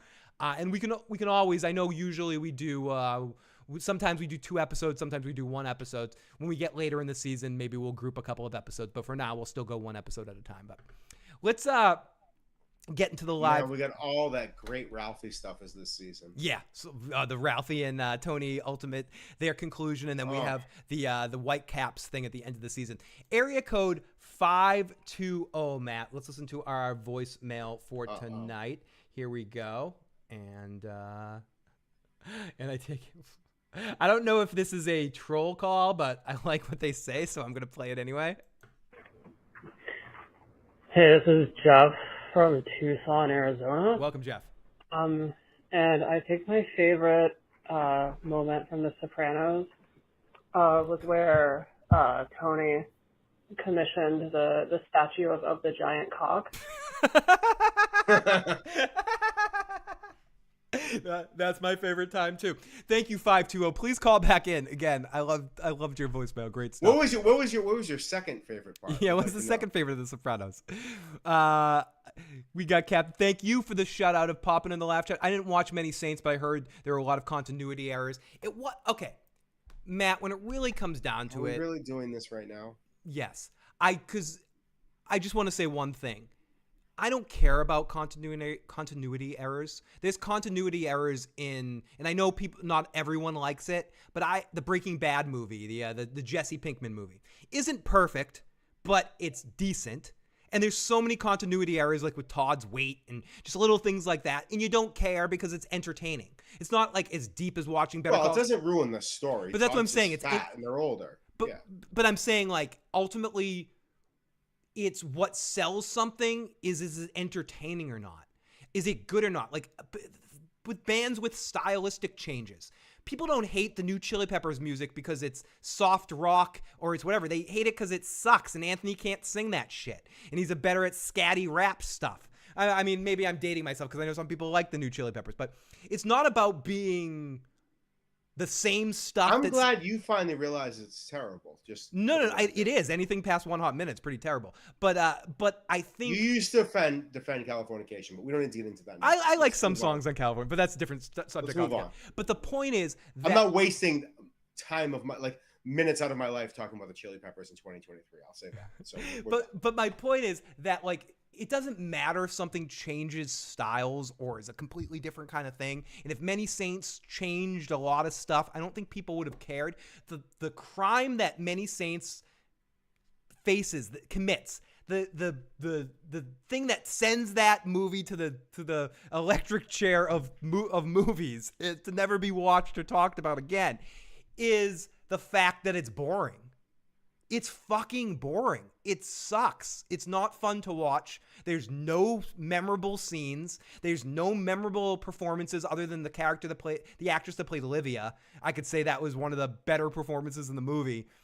And there's a couple of other individual performances that you could say that was pretty good there, that was pretty good there. But for the most part, there's nothing memorably or entertaining about that movie. No, and they gimmick the juniorship by having him say your sister's cunt like twice. Like, why even have him say it twice? Or he says one of his quotes, it's like, yeah, it's not good. And it's they not ruin good. they do actually ruin Junior's character at the end by having him kill Dickie Multi. Like, that changes everything, I think. I would agree. I don't think it's. I just don't think it's good. I think. No, it's the thing. The whole, as someone said, and this is the best like approximation I heard of this, is the person playing Silvio literally feels like you're watching an SNL skit with someone making fun of Silvio. That's what it feels like. And the Paulie character has nothing to do or feels like Paulie. I don't think the Junior. You could say the same thing about James Gandolfini's son playing Tony Soprano. Feels like a skit. It doesn't feel real. Yeah. I would say the main character is an entertaining character. Dickie is well cast and played well, but I think he's not captivating enough to carry the plot forward. And they don't use Johnny enough. And I think John Barenthal is pretty good at Johnny Soprano, but I like the guy that played him on the show better playing Johnny Soprano. Yeah. But so I think Olivia is the highlight of the movie, and she shouldn't be the highlight of anything. That's my Uncle Phil. He killed me, but that comes much later. There was so much riding on it. Yeah, and then Sil was a clown with a toupee because they had to make him have awful. a toupee. It's like Sam Malone. Anyways, a couple of additional points about this episode from our SopranoAutopsy.com. Great site that breaks down every episode of The Sopranos. The tension between Ralph and Paulie is bleeding over from last season. Paulie is outraged, absolutely outraged, to hear that Ralph made a fat joke about Ginny Sacrimoni. I think I called her Jenny earlier, but we heard Paulie himself make jokes about her. Johnny, you sure are a smart lady. Meadow's friend Misty mentions Furio's arrival at the house, then greets Carmella. Hi, Mrs. Soap. Carmella fixes herself up in the party room before going to the door. This is the first episode. The first episode for Karma and them. Linda Lavin, who I think was pretty much out of public consciousness when this episode, is great as Dr. Wendy Colbert. She is a great actor. She's been in a lot of good stuff, but I think she's a horrible therapist. And I play that scene as a hippie, out-of-touch therapist that wanted to make friends with Meadow. Is she entertaining and captivating? Yes. Is she a horrible therapist? Yes. Just the way she's sitting on the couch.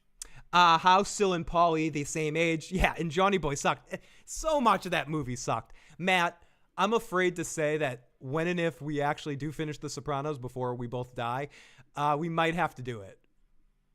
We might have to do it. I've luckily forgotten most of the movie, and I forgot a lot of the movie. Like, I don't want to have to watch it again. It's that bad.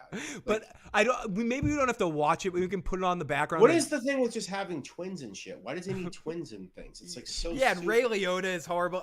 Rest in peace. It was one of the last things he did before he died. Ray Liotta is horrible in the movie. He's a great actor, but he's like, it's Natalie Portman's a good actress, but she was horrible in the prequel movies. Like when you. Yeah, it was he was bad. Okay. And the problem is you can't. The thing with Sopranos is that none of the people were big enough stars, with maybe the exception of Steve Buscemi, where you couldn't get the fact of who the actor was out of the show. Yeah. Like, and I think that's your biggest. Ray Liotta had that problem. And I think that's your biggest problem with Steve Buscemi as Tony B. But he's not believable as a New Jersey like Italian. And I'm actually very much looking forward to getting into season 5 and breaking that stuff down, because this is the first time we're going to disagree, because I actually do like Tony B. So we're going to get into that in season 5. So we see Silvio try to fix some little trinket. Yeah, he's fixing a golfing trophy, I think it is. When he's trying, I forgot we got to mention that and he's got the dried up super glue. We said it a couple of times. This is one of Stevie Van Zandt's best episodes. He's not the greatest actor on The Sopranos, but no. And as far as Sopranos actors go, he's near the bottom. But he's one of the best characters, and this is one of his best episodes. Yeah. And Agent Deborah, or Danielle, husband, played by Will Arnett, is also an agent and mentions the reorganization of the Bureau, which is most certainly a reference to post 9/11 stuff. Tony warns Janice about embarking on a relationship with Ralphie, but she obviously ignores his advice. We should note that she is reading The Origin of Satan while Ralph is clipping his toenails in bed. This is another... Oh, we missed that scene. We missed the shrapnel scene. Like, we didn't talk about it. We did, but this is another of the many references to Satan or sympathy for the devil that you get in season 3 and 4 with dealing with Ralph. So it's the show telling us through... Ralph quotes, I think we talked about this a couple of episodes ago, where he quotes sympathy for the devil a few times in the episode. This is more Ralph devil imagery stuff going on back and forth. Christopher mocks the no work guys by saying, "If I were a carpenter, you were a douchebag," as he arrives at the Esplanade. Chases uses the song to great effect in season 5. The episode... Simmer down, Wire fans. I think it's apples and hammers comparing The Wire to The Sopranos, as they're two completely different creatures. The Wire has more of an activist stance. Or I don't know what the fuck they're talking about in the scene. Why we're talking about The Sopranos versus The Wire right here. But both great shows. Matt, I know you've never watched The Wire, but it's another show that you should add to your list. There's too many at this point. It sucks. Like, I'll never get caught up with shows I should have seen. So let's catch up a couple of things in the live chat before we call this a night, Matt. Shorty says, Tony's son with the fake New Jersey accent makes me furious. They really got Aid killed. Luna says, Carm's complicated. She likes the money, power of being the first lady, but ashamed of how and what earns the money, not above manipulation. Baby Christopher didn't get enough lines. Luna, I think you make an excellent point. I think it's one of the things that is easy to overlook, Matt, now that every television character in a drama is gray in some way. But when The Sopranos first came out, and The Sopranos hit the home run with people, because it was one of, not the first, but probably the most popular first television show to have main characters be gray. Mm-hmm. Be characters that weren't necessarily good people. And were multi-layered. And I think Carmela and Tony are both multi-layered people. They weren't comedies. Like, obviously Seinfeld is that, but like, we're not getting you. Exactly. We're not talking about that. Exactly. More in drama.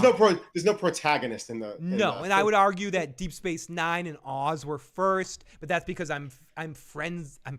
That's because I feel extra partial to. But The Sopranos was the most popular one. But you're right. If we go to comedies, you could say that I'm not going to devalue what Seinfeld did for the entertainment landscape, because you can look at a lot of other sitcom shows, and the most popular sitcoms in existence, Cheers, MASH, Friends, Everyone Loves Raymond. For the most part, most of those, I don't know if Everyone Loves Raymond was that popular, but I think it was. I think it's on that level to be mentioned in that conversation. I never watched it, but I remember it being the most popular thing at a moment. The Big Bang Theory. The Big Bang.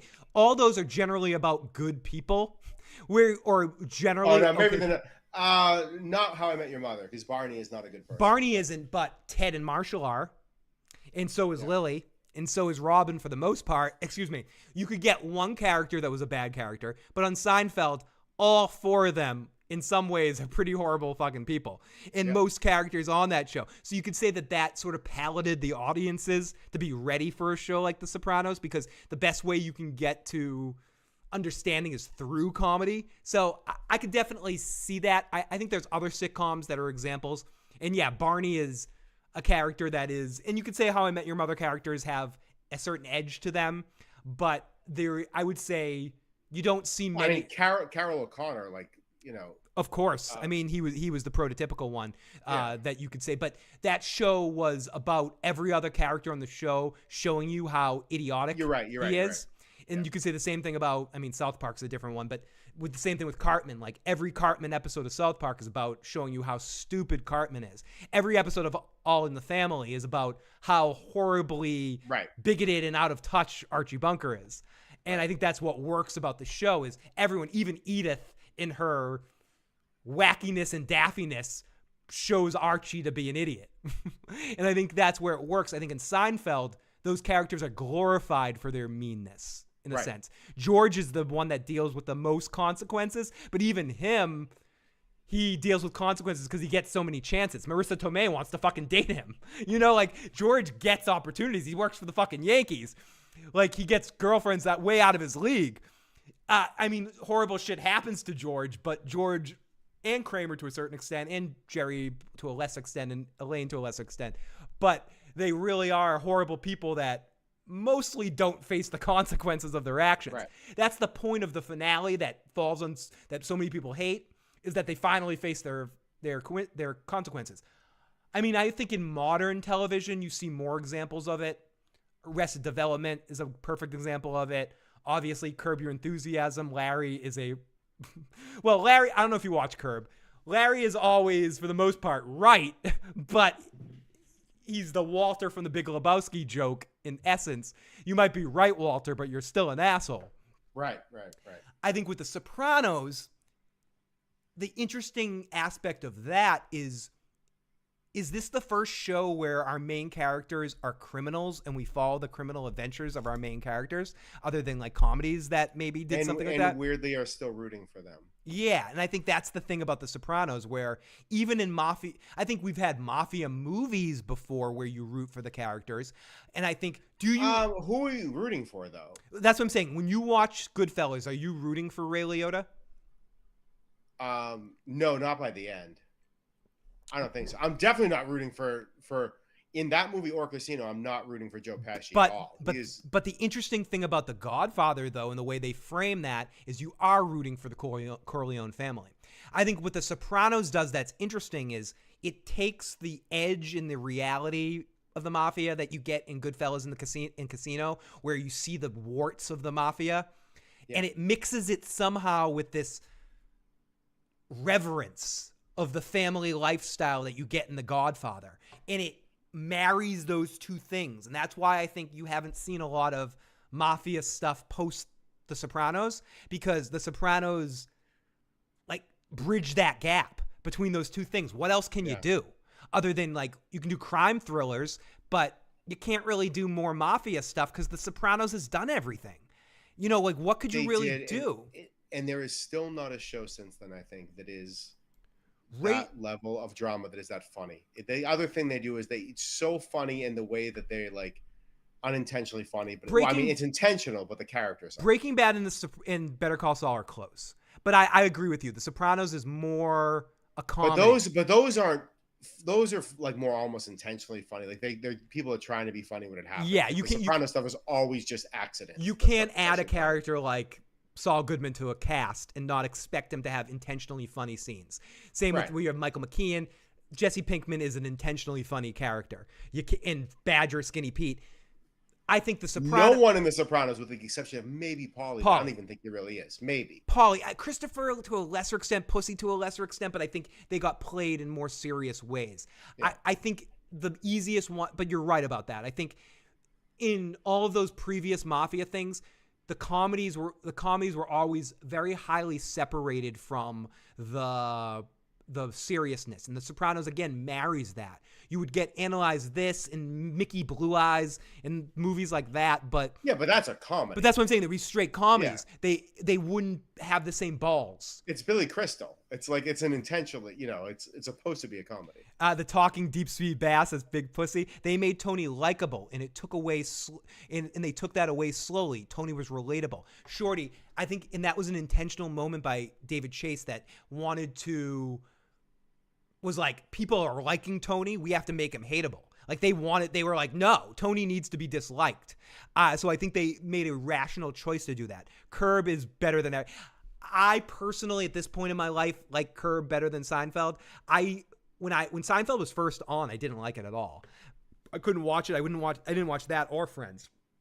Curb made me a fan of Seinfeld because I liked Curb. I liked Larry David's humor so much. I was like, I had the aha moment as the show Curb was showing you the aha moment of, oh my God, Larry David is George Costanza. And when Jason Alexander was on the show, and I mean those early ones, not when they did the Seinfeld episodes, which was great, but Jason Alexander was on like season 2 or 3, where they had a couple of scenes with him and Larry David where they were just butting heads and doing like the double George. And I was like, oh my God. And then I started watching Seinfeld to watch George, and then I sort of became a fan of Seinfeld that way. So I actually came to Seinfeld through Curb.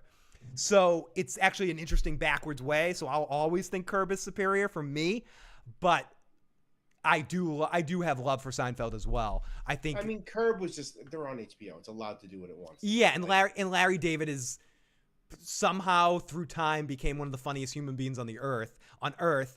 And I think his attitude and the way he sort of created the genre of this the thing that 30 Rock and Parks and Rec and Arrested Development sort of continued on. Curb, I know Curb was early in The Office. In The Office, in the Muppet series that existed like that too. I think he's the master of that. I think Curb to me is the best version of that. But anyways, we're talking about some other stuff. I love Tony and Scarface. I love Tony and Scarface as well. I love Curb. Never watched Seinfeld. Archie Bunker wasn't a good guy. He was a horrible guy. And they made sure they made you know on every day, every moment that Archie was a piece of shit. Everyone Loved Raymond was extremely popular. Pleased to meet you. Hope you guys guessed my name. Absolutely. Put the remote in the docking station now. Czechoslovakia. That's right.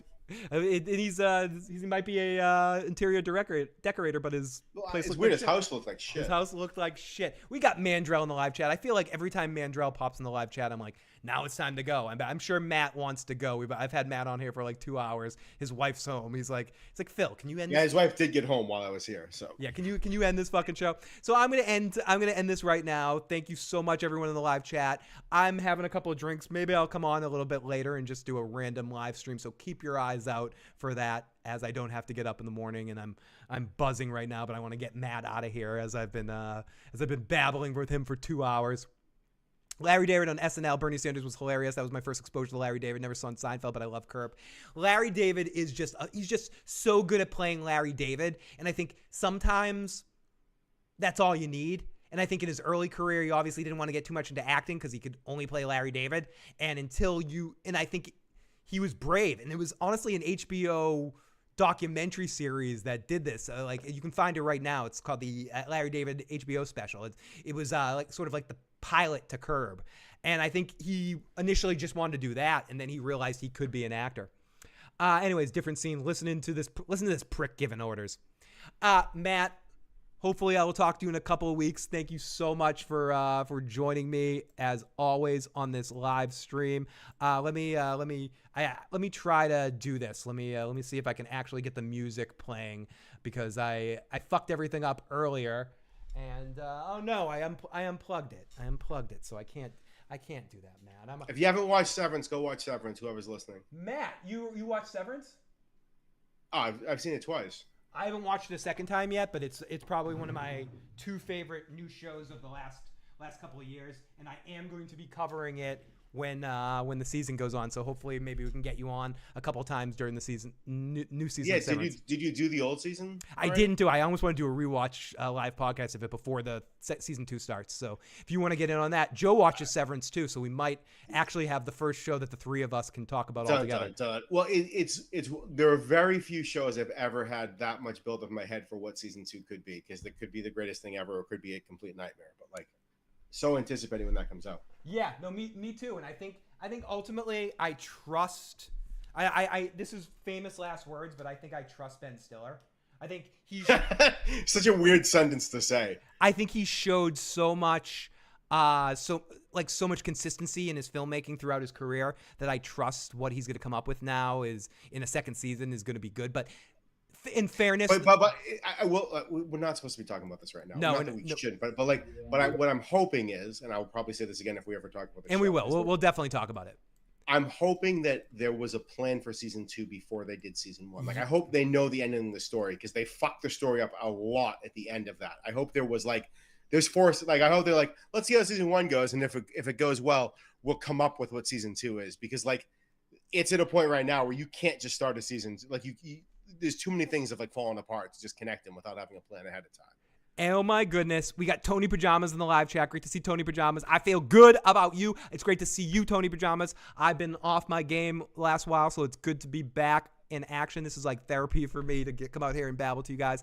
And I appreciate Matt for joining me and having fun tonight. Matt, thank you as always, buddy. Talk to you next time.